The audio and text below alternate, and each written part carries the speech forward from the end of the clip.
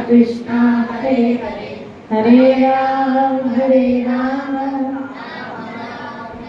नमो विष्णुपदाय कृष्ण पृष्ठावृतले श्रीमते मधुसूदनाय बापूजी नामे नमस्ते मधुसूदनाय भक्ति पादप्रियाय दुर्लभ कृष्ण भक्ति में अति सरल कारण हरे कृष्णा कृष्ण कृष्ण हरे हरे राम।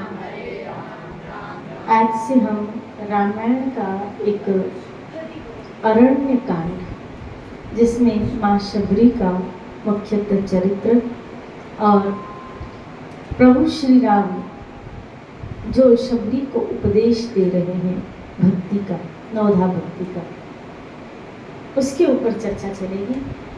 देखिए,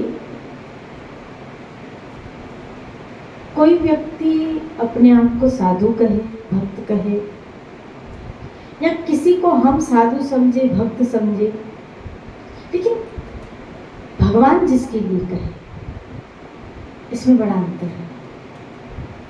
हो सकता है हमारी आंखें जो देख रही हो वो वैसा ना हो, और हो सकता है हम जैसा मान रहे हैं, मान लो कभी कभी भक्त के वेश में भी भक्त नहीं होता, लेकिन वेश में वो नहीं है, लेकिन फिर भी वो भक्त होता है। तो भक्त को उसके वेश से नहीं, भक्त को उसके गुणों के द्वारा, भक्ति के गुणों के द्वारा पहचानना होता है। यानी भगवान किसको भक्त कहते हैं, भगवान की नजरिए में क्या भक्ति है, ईश्वर की नजर में क्या भक्ति है, उसका क्या स्टैंडर्ड होना चाहिए। और अगर ये बात आप समझ लोगे तब आप कहीं भी रहे, किसी भी जगह पे रहे, क्योंकि शबरी ने, मुझे लगता है वो तो स्वयं में एक बहुत बड़ी उत्तमा भक्त थी, जिसके पास चल के प्रभु श्री राम खुद आए, और भगवान जिसके पास चल के आए वो कोई साधारण जीव तो, क्योंकि भगवान स्वयं गीता में कह रहे हैं, मैं भक्त के पीछे पीछे हूँ, मैं भक्त के पीछे पीछे डोलता हूँ, मैं भक्ति के पकड़ में हूँ। तो यहाँ भक्त के पीछे मतलब आप देखो, शबरी के पास ठाकुर चल के आया है, क्यों? क्योंकि उसके हृदय में भक्ति प्रकट हो चुकी है, और जिन लोगों के हृदय में भक्ति रूपी पूंजी प्रकट हो चुकी है, वही भगवान का आना होता है, वही ठाकुर का आना होता है, वही मेरा गोविंद आता है। श्री राधे बोलो। यहाँ शबरी के लिए बहुत सुंदर वर्णन आया, हाथ जोड़कर आगे खड़ी हो गई शबरी, इतनी विनम्र, भक्त का पहला ही गुण नम्रता, कूट कूट में भरी होती है उसके अंदर विनम्रता। हाथ जोड़कर खड़ी हो गई, किसके आगे? ठाकुर जी के आगे, प्रभु के आगे हाथ जोड़कर खड़ी हो गई, और प्रभु को देखकर उनका प्रेम अत्यंत बढ़ गया। दूसरी क्वालिटी होती है कि ठाकुर को देखकर उसका प्रेम बढ़ जाता है, और उसको देख के तेरे साथ मेरा वक्त, श्रीराधे बोली, तेरे साथ आके मेरा वक्त गुजर जाता है। हे हरे, आप ही की चर्चा में मेरा वक्त गुजरता है, नहीं तो मेरा वक्त गुजरे नहीं सकता, मेरा वक्त गुजरता नहीं। जिससे प्यार होता है ना, उसके साथ बहुत समय बिताओ ना, वो भी थोड़ा लगता है, उसके साथ बहुत समय बिताओ फिर भी थोड़ा लगता है। और जिनसे हमें प्यार नहीं, वो थोड़ी देर भी बैठे ना हमारे साथ, तो हम इतने बोर हो जाते हैं, ऐसा लगता है कि ये यहाँ से जल्दी हमारा। और जिनसे प्यार होता है ना, वह समय का पता ही नहीं चलता,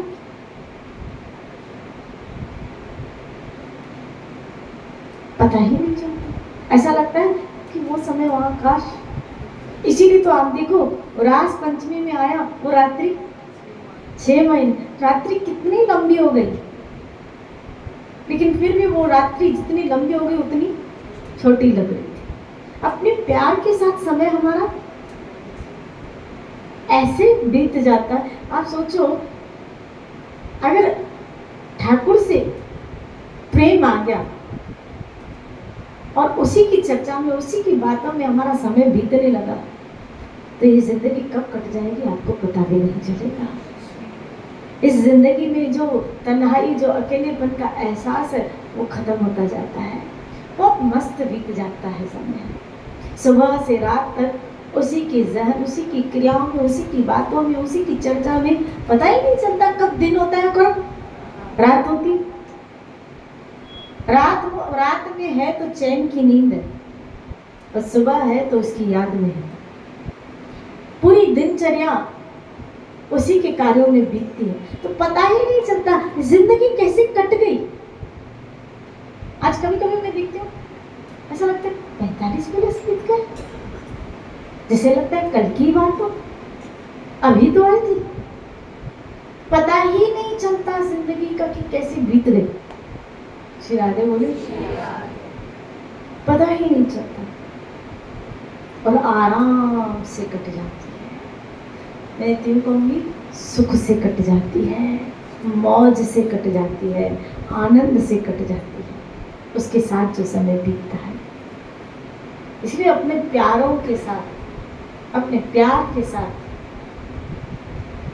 बात यहाँ की, लेकिन हमारा श्री कृष्ण के प्रति प्यार बढ़े तो कैसे बढ़े, प्रेम हो तो फिर कैसे हो। यही भगवान बात समझाएंगे आपको।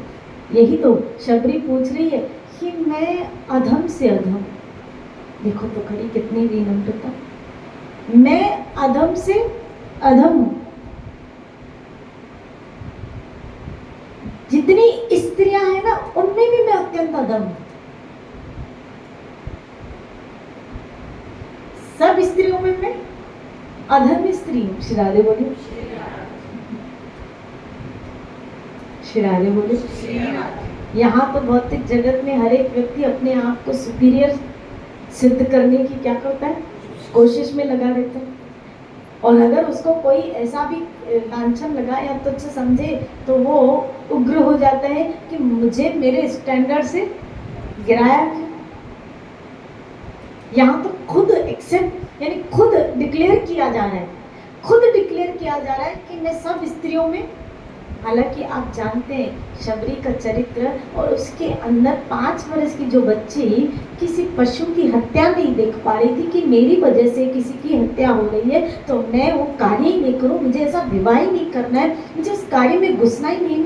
तो उस स्त्री के अंदर कितनी दयालुता होगी कि मेरी वजह से इन मासूम पशुओं की क्या होगी, हत्या होगी। और ये देख के वो घर छोड़कर चली गई थी, ये सोचे बिना कि मेरी परवरिश कहाँ होगी, ये सोचे बिना कि कहाँ जाऊंगी, ये सोचे बिना कि कहाँ रहूंगी। उस वक्त कोई बड़ी चढ़ी लड़की नहीं, छोटी अवस्था थी उसकी। तो उसके अंदर दयालुता कितनी होगी, और जिस घट में दयालुता है, इसका मतलब है वैष्णवपन का एक लक्षण तो उसके अंदर है ही पहले से ही। जिस जीव के अंदर दया भाव है, मतलब वैष्णव का एक गुण तो उसके अंदर पहले से ही है। श्री राधे बोली, भले अभी तक वो भगवान का भक्त नहीं बना है, कुछ बाय नेचर स्वभाव से क्या होते, दयालु होते। भले वो भगवान के भक्त नहीं है अभी तक, लेकिन उनके अंदर एक दया है। वो ऐसे ही जीवों के प्रति दया भाव रखते हैं। ना हमको मांस नहीं खाना चाहिए, बेचारे हमारी वजह से कटेंगे, आप देखो तो करें। हालांकि वो भक्त नहीं है, लेकिन अगर ऐसे लोग संत के साथ जुड़ जाते हैं ना, तुरंत भक्त बन जाते हैं, क्योंकि ऑलरेडी उनके अंदर वैष्णव के कुछ लक्षण विकसित हैं। श्री राधे बोले। तो यहाँ शबरी अपने आप को कह रही है, मैं अधम से अधम, और सब स्त्रियों में मैं, और उनमें भी हे पापनाशक मैं मंद बुद्धि हूं। अधम तो हुई, लेकिन मेरे पास ऐसी तीव्र बुद्धि भी नहीं है। अब सच बताऊं, यहाँ अकलमंदों का काम भी नहीं है। यहाँ अकलमंदों का काम भी नहीं है। जिनकी बुद्धि संसार में ज्यादा चलती है ना, जिनकी बुद्धि संसार में ज्यादा चलती है,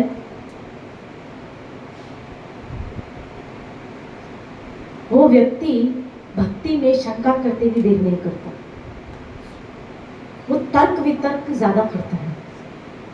जो बुद्धिशाली लोग होते हैं ना, जो अपने बुद्धि का उपयोग वो तर्क वितर्क में ज्यादा, और भक्ति तर्क वितर्क का काम नहीं है, यह तर्क वितर्क नहीं चलता। यह श्रद्धा का। एक बार रामकृष्ण परमहंस जो देवी के बड़े उपासक थे, भगवान के बड़े उपासक थे, उनके पास एक ऐसे नहीं हराने के लिए पांडित्यपूर्ण एक ब्राह्मण आता है और बहुत डिबेट करता है। इतना डिबेट किया और भगवान को खंडित करने लगा। वो साकार भक्ति के उपासक थे रामकृष्ण परमहंस, और ये अद्वैतवाद की मतलब साकार भक्ति को खंडन कर रहे थे। बार बार के भगवान ऐसे बहुत, और रामकृष्ण परमहंस कुछ भी नहीं बोले, कुछ भी नहीं बोले। और अंत में उनको कहा कि धन्य है, आज तो मैं भगवान को सच में मान गई, आज तो मैं भगवान को मान गई, सच में मान गई। बोला तुम कैसे व्यक्ति हो, इतनी देर से जिसको तुम उपासना करते हो भगवान की, मैं उसको क्या कर रहा हूँ, खंडित कर रहा हूँ, तो तुम उग्र नहीं हो रहे, तुम कोई जवाब नहीं दे रहे हो, तुम विवाद नहीं कर रहे हो, तुम बोल नहीं रहे हो कुछ, और उल्टा मुझे कह रहे हो कि आज तो मेरा विश्वास भगवान के ऊपर और बढ़ गया, मेरा विश्वास, मैं तुम्हारे विश्वास को तोड़ने की कर रहा हूँ और तुम बोल रहे हो कि मेरा विश्वास और बढ़ गया। बोला कैसे? बोला मैं सोच रहा हूँ जिस व्यक्ति को भगवान ने इतनी बुद्धि दी कि उसको खंडित कर सके, उसके स्वरूप को खंडित कर सके, वो कैसा होगा। आज तो मैं भगवान को मान गया, मुझे तो और विश्वास हो गया। श्री राधे बोलिए। आखिर वो उस व्यक्ति को रामकृष्ण के चरणों में गिरना पड़ा। श्री राधे। भक्त विवाद नहीं करता, भक्त संवादी होता है, वो विवाद में नहीं पड़ता। ज्यादा जो डिबेट करता है ना वो चुप रहता है, वो विवादी नहीं होता, भक्त विवादी नहीं होता, भक्त समाधि होता। बस उसको भगवत चर्चा में आनंद आए, लेकिन विवाद करना, डिबेट करना, हराना, विवाद उसका मैटर नहीं है, उसका मैटर तो प्रेम है, वो विवाद नहीं करता। इसीलिए यहाँ शबरी कह रही मैं मंद बुद्धि, मुझे ऐसी इतनी बुद्धि नहीं है प्रभु कि मैं बड़ी बड़ी बातें, मैं बड़ी ज्ञान की बातें समझ पाऊँ, बड़ी अद्वैत की बातें समझ पाऊँ, बड़ी सांख्य योग की बातें समझ पाऊँ, बड़ी शास्त्रों की बातें समझ पाऊँ। मेरे पास ऐसी बुद्धि नहीं है। एक तो मैं अधम, सब स्त्रियों में भी मैं अधम, तो उसकी मैं मंद बुद्धि हूँ। श्री राधे। अरे जिसकी बुद्धि, जिसने भगवान को अपना लिया हो, जिसने ईश्वर भक्ति को अपने जीवन का लक्ष्य बना लिया हो, क्या वो कम बुद्धिशाली होगा? गीता में तो कृष्ण ने कहा, क्या बुद्धिशाली व्यक्ति वही है जो मेरी भक्ति की शरण ग्रहण करता है। और गीता में कृष्ण स्वयं कहते हैं, जो मेरे निरंतर भजन में लगता है उसको मैं बुद्धि देता हूँ। जो निरंतर भजन में लगी है, राम राम का रटन कर रही है, राम उसके पास आया हो, क्या समझ सकते हो कि उसकी बुद्धि मंद होगी, बड़ी प्रखर बुद्धि होगी। सिमरण शक्ति उस व्यक्ति की बढ़ती है जिसकी चेतना में भजन होता है। याद रखना। फिर आगे बोलिए। 10 बरस की बात भी उसको याद रहेगी, क्योंकि उसकी चेतना में भजन है। वो क्या बोलता है उसको याद रहता है, क्योंकि उसकी चेतना में भजन है। जिसकी चेतना में संसार है ना, उसको भूलने की आदत होती है। याद रखना। श्री राधे बोलिए। वो भूलने की आदत थी, वो भूल सकता है, लेकिन जिसकी चेतना में भजन है उसको वो भूलता नहीं है कोई बात। तो सब याद रहता है।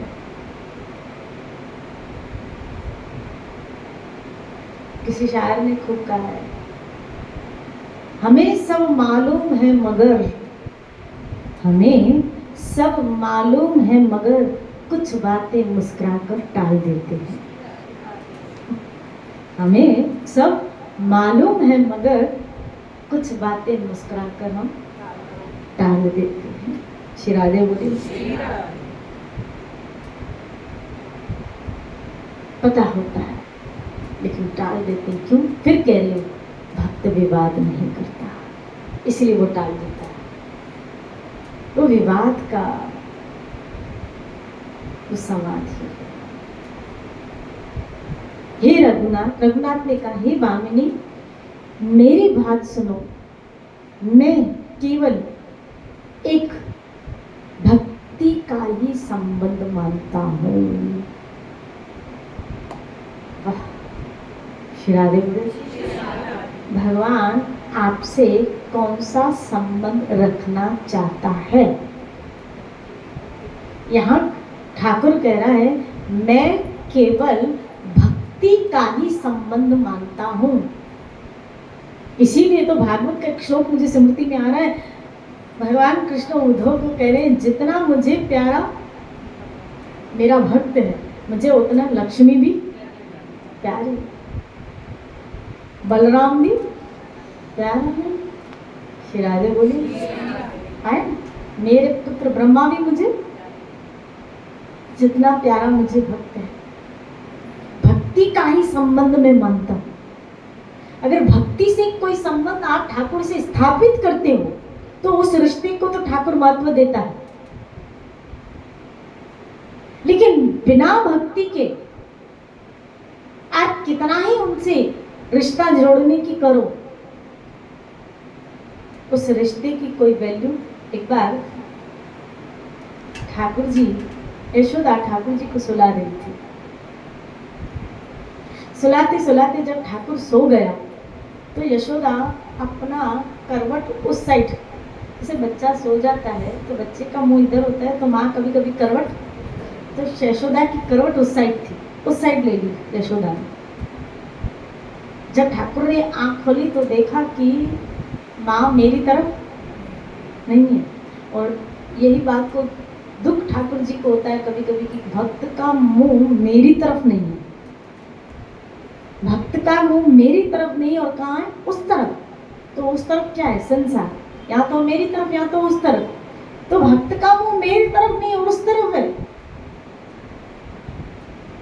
और ठाकुर जी सोचा कि इस भक्त का मुंह मेरी तरफ कैसे हो। बोला दो ही तरीके हैं, या तो मैं रो या तो वो रोए। श्री राधे बोल, समझ रहे? वो रोए मतलब उसके जीवन में दुख आता है तो, या मैं रो या वो रो। तो माँ को रुलाने से अच्छा मैं रो। श्री राधे बोली। हमारे जीवन में भी ऐसे ही होता है। यहाँ ठाकुर रोए तो यशोदा का मुंह, हमारे जीवन में भी कुछ ऐसे ही होता है। जब वो देखता है कि हमारा मुंह उस तरफ चला गया। श्री राधे बोलिए, बोलो ना श्री राधे। तो बहुत ट्राई करता है पहले ठाकुर की ये मेरी तरफ है, और जब हम नहीं आते तो फिर सोचते हैं अब इसको रुलाना शुरू करूं, तभी छुट्टियां मारते हैं। यहाँ मैं रो या वो रो। पहले तो खुद रोता है, लेकिन फिर भी जीव नहीं आता है तो फिर यहाँ ये बात समझ में आती है ठाकुर क्या करता है। श्री राधे बोलिए। मैं केवल एक भक्ति का ही संबंध मानता हूँ। जाति पाति कुल धर्म बड़ाई धन बल कुटुंब गुण और चतुराई, इन सब के होने पर भी भक्ति से रहित मनुष्य कैसा लगता है? जैसे जलहीन बादल, जैसे शोभाहीन जलहीन बादल दिखाई पड़े ऐसा। श्री राधे बोली यहाँ बताया, मैं न जाति पाति कुल बड़ाई धन सुंदरता ये सब मैं नहीं देखता हूँ। अगर ये सब होने के बाद उसके जीवन में भक्ति नहीं है तो ऐसे ही है, कैसे? जैसे जलहीन बादल। बादल नहीं, कभी कभी हम ऐसे कुछ शो पीस बनाते हैं तो लगते तो बादल है लेकिन वास्तव में इसमें जल भरा नहीं होता, वो दिखने के हैं लेकिन एक्चुअल वो बादल नहीं है। तो वो दिखने के रिश्ते हैं लेकिन एक्चुअल में अगर वो भक्ति से संबंधित नहीं है, उनके जीवन में भक्ति नहीं है। गुण तो वो होते हैं उनके अंदर, सुंदरता है, जवानी है, पैसा है, धन है, संपत्ति है, सब है उसके जीवन में, लेकिन अगर उसके जीवन में भक्ति नहीं है तो ये सब निर्मूल है। कोई माना नहीं रखता, कोई वैल्यू नहीं रखता उन वस्तुओं का। यानी आप सोचो, ठाकुर को रिझाने के लिए ये वस्तुएं नगण्य हैं। आपके पास बहुत धन है लेकिन आपके जीवन में भक्ति नहीं, और आपको पैसा फेंक तमाशा देख, ऐसा होने वाला नहीं है, क्योंकि वो पैसे से आपके खुश होने वाला नहीं है। हाँ, उस पैसे का उपयोग भक्ति की क्रियाओं के द्वारा उसकी सेवा में करो तो बात अलग है। श्री राधे बोलिए, अगर आपके जीवन में भक्ति है और आप उस धन का उपयोग उसकी सेवा में करते हो, जैसे रानी रत्नावती ने किया, जिसे रानी रत्नावती ने किया था। श्री राधे बोलिए,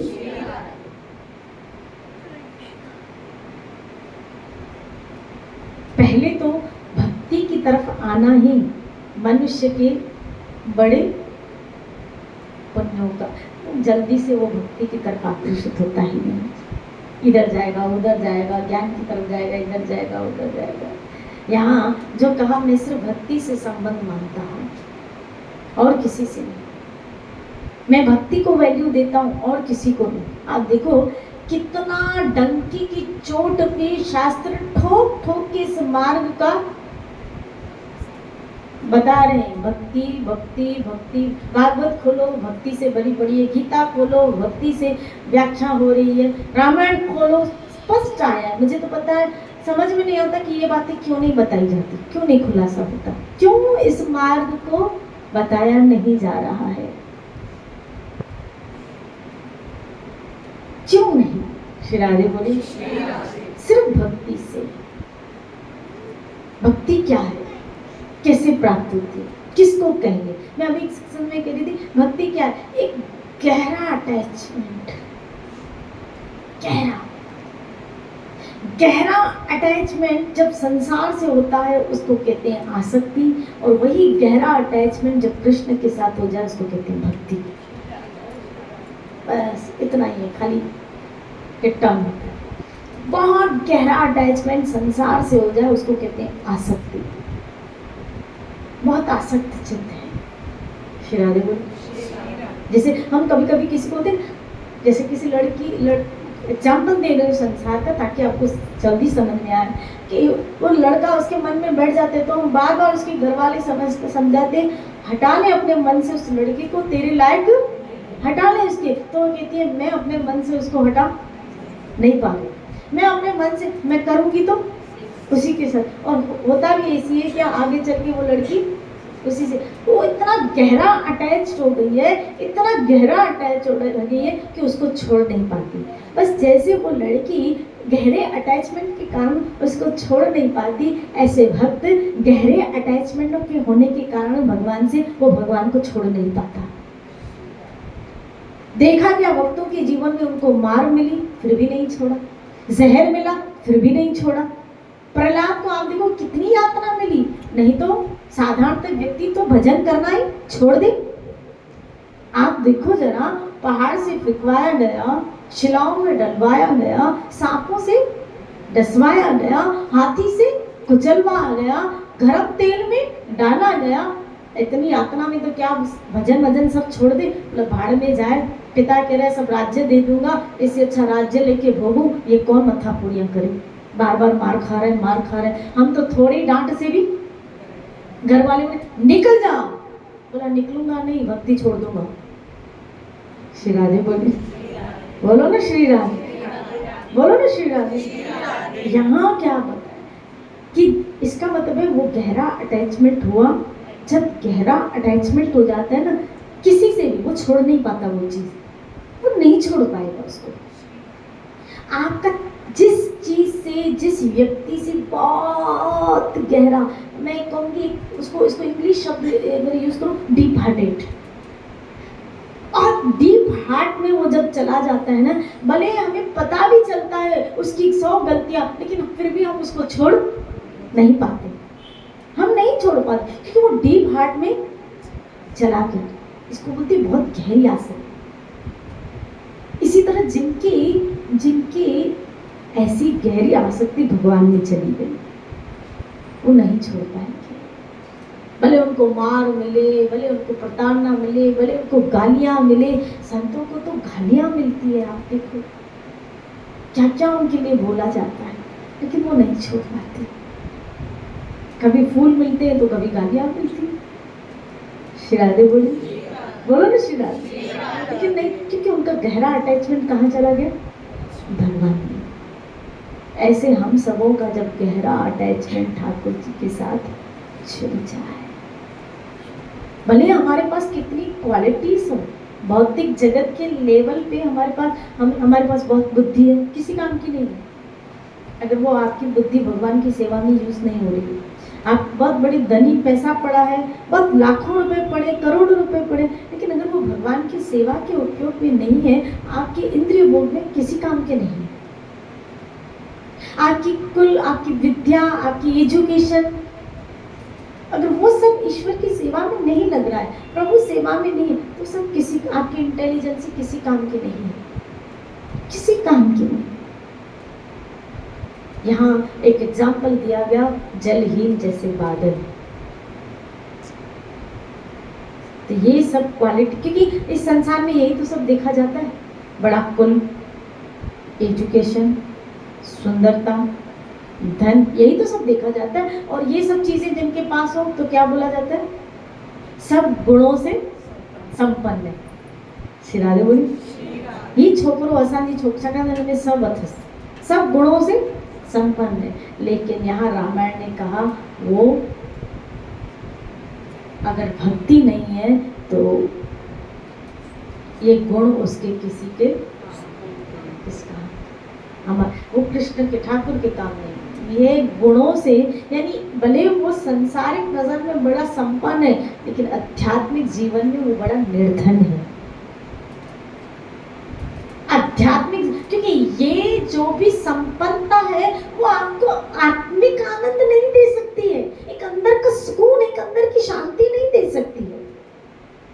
जो चीज आपको भक्ति से मिलने वाली है, जो सुकून आपको भक्ति से मिलने वाला है, जो आनंद आपको भक्ति से मिलने वाला है, वो उन चीजों से मिलने वाला नहीं है, इन वस्तुओं से मिलने वाला नहीं है। अगर ऐसा होता तो ये चीजें हम भौतिक जगत में कई लोगों के पास देखते हैं, लेकिन फिर भी तो वो बड़े दुखी दिखते। ऐसा क्यों? आज कई धनवान लोग फिर भी दुखी है। श्री राधे बोलिए। कई सुंदर लोग दुखी है। कितनी दिव्या भारती सुंदर थी, सुसाइड कर ली। सुसाइड कौन करता है? जो दुखी होता है। श्री राधे बोले, बोलो ना श्री राधे। सब काम कर रहे। इसीलिए यहाँ पे कहा क्या, भक्ति से जो रहित मनुष्य है, भक्ति से जो हीन है, ये गुण हमारे किसी काम के नहीं। भले हमारे पास ये सब, लेकिन अगर हमारे जीवन में भक्ति नहीं, तो भक्ति क्या है?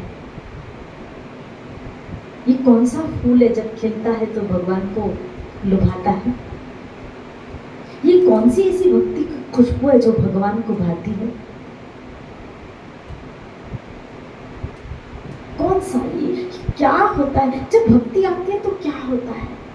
क्यों भगवान इस पे रिझ जाते हैं? क्या क्वालिटीज है और वो हमारे अंदर फिर कैसे आए? क्योंकि हम जिस मार्ग पे लग पड़े हैं वो उसको पाने के लिए तो लगे हैं, और पता चले कि वो भक्ति से प्रसन्न होता है, फिर उसको पाने के लिए मेहनत करनी चाहिए। है ना भाई। जब पता चले कि इसी भक्ति के द्वारा मेरा ठाकुर रिझता है, तो फिर इसको पाने के लिए मेहनत करें, फिर हम इधर उधर क्यों जाए। श्री राधे बोली। तो आइए, अब जब प्रभु श्री राम यहाँ नवधा भक्ति के विषय वर्णन कर रहे हैं, मैंने शबरी का चरित्र इसलिए नहीं लिया क्योंकि इसका पहले मैं बहुत बार वर्णन कर चुकी हूँ, इसलिए मैंने शबरी का चरित्र नहीं, बल्कि प्रभु श्री राम और शबरी के बीच का जो संवाद है उसको लेते हुए चल रहे हैं। नवधा भक्ति कहूं तो हे पाए, सावधान सुन धरो मन माहे। सावधान सुन धरो मन माहे। श्री राधे बोले, धरो मतलब धारण करो, किधर? मन में। श्री राधे बोले, और कैसे? बोला सावधान, मैं जो सुना रहा हूँ ना, भगवान कह रहे हैं उसको सावधान होके अपने मन में धारण करो। इसका मतलब है भक्ति का संबंध फिर किससे हो? मन से। श्री राधे बोले। अच्छा, मतलब आसक्ति का संबंध किससे? वो भी मन से। भक्ति का संबंध किससे? वो भी मन से। आसक्ति का संबंध वो भी मन से। और गीता में कृष्ण ने मांगा क्या? मन। श्री राधे बोले। इसका मतलब है यही हुआ ना, आसक्ति अगर भगवान में चली जाए वो भक्ति बन जाए। आसक्ति अगर भगवान, इसलिए कृष्ण ने कहा यहाँ रामायण में ये बात जो आई है क्या? सुनो मन, सावधान सुन धरो मन मान। धारण करना किसके? मन में, जो मैं बता रहा, क्योंकि मन में अगर धारण कर, और क्यों? क्योंकि मन में अगर धारण करोगी, और मन में जो धारण किया जाता है, एक बार जो बात मन में बैठ जाती है वो मन से फिर निकलती नहीं है। ऐसा हम बोलते हैं ना, मेरे मन में ये बात बैठ गई है और अब निकल ही नहीं रही है। अच्छा मुझे बताओ, मन में जो बात होती है वो किसके द्वारा निकाली जाती है?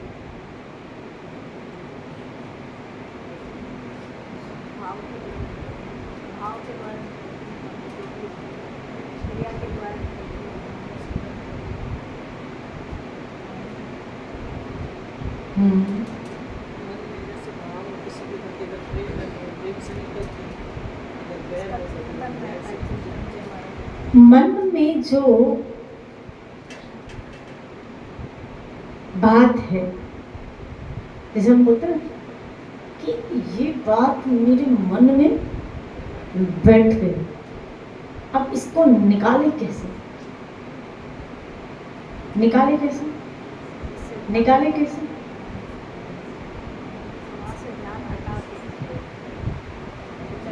विचार से। श्री राधे बोले, इसके लिए क्या चाहिए?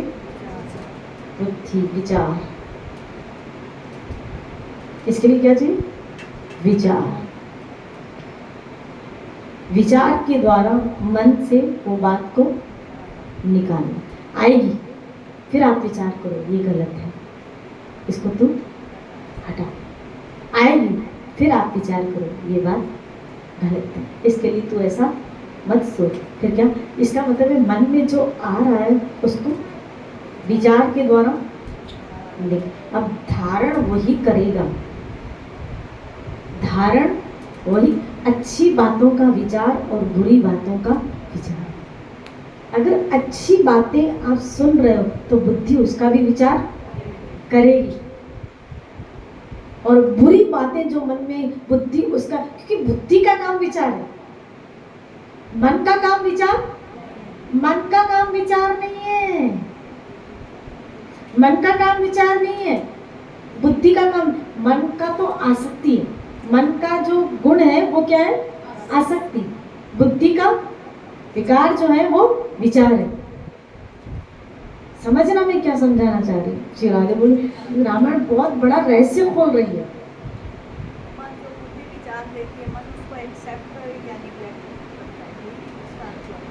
मन जो सोच रहा है, मन जो अंदर उसके जिसके प्रति भी आसक्ति है, उसके लिए जो बुद्धि सोच रही है। अगर वो उसके अनुकूल है तो उसके लिए पॉजिटिव विचार, और अगर उसके लिए वो प्रतिकूल है तो नेगेटिव विचार। लेकिन उसका जो निर्णय यानी सही और गलत का, ये जरूरी नहीं है कि बुद्धि सही भी है या गलत है, उसका निर्णय सद्विवेक से होता है। और सद्विवेक की प्राप्ति कहां से होती है? सत्संग से। श्री राधे बोले, क्योंकि हो सकता है जो आपके अनुकूल हो वो सही न भी हो, और जो आपके प्रतिकूल हो वो सही भी हो। समझ रहे मैं क्या समझा रही हूँ? श्री राधे बोली, जो आपके अनुकूल भी हो सकता है वो सही ना भी हो, और जो आपके प्रतिकूल हो और वो सही भी हो, लेकिन ये सद्बुद्धि ही निर्णय कर पाती है क्या कि नहीं भले, क्योंकि मन को तो वो व्यक्ति चाहिए, मन की अटैचमेंट है, मन की क्या है? अटैचमेंट है। उसके फेवर में जो होगा उसको सब अच्छा लगेगा, इसीलिए उसके जो फेवर में नहीं होता है, बोले नहीं इस व्यक्ति से हमारी नहीं पटती है, इससे नहीं पटती है, इससे नहीं जमती। श्री राधे वाली, क्योंकि वो उसके अनुकूल नहीं है। मन इसी में लगा रहता है, अनुकूल और प्रतिकूल। आप देखो कुछ लोग आपको अच्छे लगते हैं और कुछ नहीं। सोचना आज रात को घर जाके, क्यों कुछ मुझे अच्छे लग रहे हैं और क्यों नहीं। लोग तो वही, कभी कभी तो वही लोग मुझे अच्छे लग रहे, मुझे अच्छे नहीं लग रहे, लेकिन वही लोग दूसरे को, आप ही के परिवार में एक को अच्छा लग रहा है और मुझे अच्छा, तो ऐसा क्यों? अगर वो बुरा होता तो मेरे लिए भी बुरा होता। पर ऐसा तो कुछ लोगों के लिए वो व्यक्ति अच्छा है और कुछ लोगों के लिए वो व्यक्ति बुरा है। श्री राधे बोली, क्योंकि मन अनुकूल और प्रतिकूल भी डोलता है, अनुकूल और प्रतिकूल में डोलता है। इसीलिए सत्संग सद्विवेक को जगराती है। अगर वो जागृत हो जाए ना तो आपका विवेक ये निर्णय करता है कि भले वो प्रतिकूल है, लेकिन हो सकता है वो आपके भले का, भले वो अनुकूल है लेकिन हो सकता है वो आपके भले का ना। श्री राधे बोली, जैसे माँ कभी कभी सर्दी में दवाई कड़वी देती है तो है तो वो प्रतिकूल, लेकिन वास्तव में है तो भले का। डॉक्टर इंजेक्शन दे रहा है तो प्रतिकूल, लेकिन वो है आपके भले का, वो है आपके भले का। एक फोड़ा निकला तो उसको चीरफाड़ कर रहा है, उसको कटिंग कर रहा है, उस वक्त क्रिया तो प्रतिकूल है लेकिन है आपके भले की। श्री राधे बोली, तो ये सद्विवेक से पहचान होती है। और जब सद्विवेक होता है तभी व्यक्ति अनुकूल और प्रतिकूल से थोड़ा ऊपर उठता है, फिर उस नजरिए से व्यक्ति को नहीं देखा जाता। श्री राधे बोली, तब वो ईर्ष्या से भी थोड़ा ऊपर उठेगा। जब तक आप अनुकूल और प्रतिकूल से नहीं उठोगे तब तक आप ईर्ष्या से भी नहीं उठ पाओगे। याद रखो, ईर्ष्या से भी आप नहीं उठ पाओगे। श्री राधे बोलिए। इसमें मैं कल चर्चा करूंगी क्योंकि अब टाइम हो गया।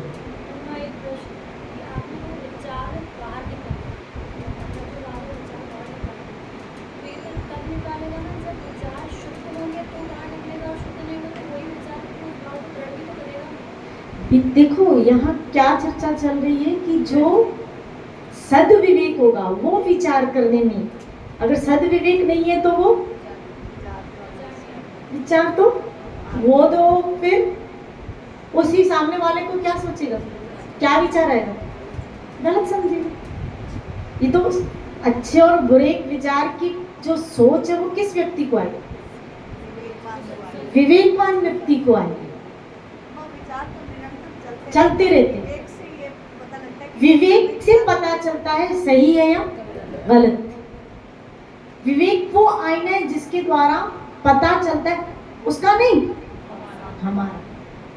श्री राधे बोले। बाकी बुद्धि का काम है, वो तो चलती रहेगी। हम तो सोते रहते तो भी बुद्धि चलती रहती। कभी कभी कहते हैं दिमाग को शांत रख, ऐसे आपने शब्द सुनोगे, बड़े दिमाग को थोड़ा शांत रख। मतलब क्या? दिमाग शांति तो बैठा है, बात कर रहा है क्या मेरा दिमाग? अंदर जो चल रही होती है खिचड़ी, ये जो अंदर खिचड़ी पकती है ना, वो दिखती नहीं है। अंदर जो खिचड़ी पकती है ना, जो दिमाग पकाता है खिचड़ी। एक खिचड़ी कौन? एक खिचड़ी किचन में आप बनाती हो, और एक खिचड़ी दिमाग बनाता है। और जो दिमाग खिचड़ी बनाता है ना, वो हमें बेचैन कर देता है, वो हमें दुखी कर देता है। वो खिचड़ी मजे वाली नहीं होती है। श्री राधे बोले। सत्संग में ही आके जागृत होना, संसार में तो विवेक अमर जागृत हो ही, क्योंकि वहाँ तो ये द्वेष और ईर्ष्या ये तो है ही। बिल्कुल, तो इसीलिए तो मैंने कहा सद्बुद्धि। सद्बुद्धि कहाँ से आएगी? सत्संग, सद्विचार। सत्संग, सद्विचार, सद्बुद्धि। सत्संग, सद्विचार। श्री राधे बोली। ये सब कोरस में है। सत्संग से सद्बुद्धि आती है, सद्बुद्धि से सद्विचार आता है, और सद्विचार से सतनाम की प्राप्ति होती है। श्री राधे बोले। इसलिए बहुत टेक्निकल बातें थी, समझने की बातें थी, इसलिए ये बातें सबके सामने, इसलिए ध्यान दे के सुनना जो मैं समझाना चाहती हूँ आपको। श्री राधे बोले। इसीलिए हम बात खाली क्या है, मैंने कहा ना इस टॉपिक पे मुझे बहुत चर्चा करनी थी, क्योंकि मैंने जब ये तुलसीदास जी की ये जब पढ़ी ना एक एक चीज, तो इतना भाग गई थी मुझे, एक एक लाइन ऐसे लग रहा था कि एक एक शब्द पे कितना बड़ा सत्संग है। जब ये मैंने ये शब्द पढ़ा, सुनो धरो मन माही, सावधान सुनो धरो मन माही।